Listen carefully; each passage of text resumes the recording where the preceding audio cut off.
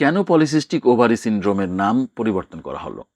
Polycystic ovary syndrome নামটি শুনলেই মূলত মনে হয় এটি শুধু ওভারি বা ডিম্বাশয়ে অনেকগুলো সিস্ট হওয়ার একটি রোগ, কিন্তু বাস্তবতা সম্পূর্ণ ভিন্ন। বর্তমান গবেষণায় দেখা গেছে এই রোগের মূল সমস্যা শুধুমাত্র ডিম্বাশয়ে নয়, এটি একই সঙ্গে শরীরের একাধিক হরমোন ব্যবস্থা, মেটাবলিজম এবং ওভারি বা ডিম্বাশয়ের কার্যক্রমকে ব্যাহত করে। আরও গুরুত্বপূর্ণ বিষয় হলো এই রোগে ওভারিতে দেখা যাওয়া ছোট ছোট আকৃতির বস্তুগুলো প্রকৃত সিস্ট নয়, এগুলো হলো অপরিণত ফলিকল, যার ভেতরে থাকে অপরিণত ডিম্বাণু।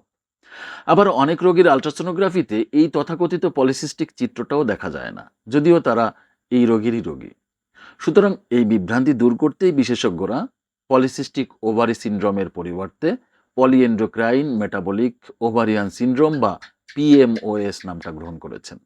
এর উদ্দেশ্য হল রোগটির প্রকৃত বৈজ্ঞানিক পরিচয় তুলে ধরা এবং রোগ নির্ণয় ও চিকিৎসাকে আরও উন্নত করা।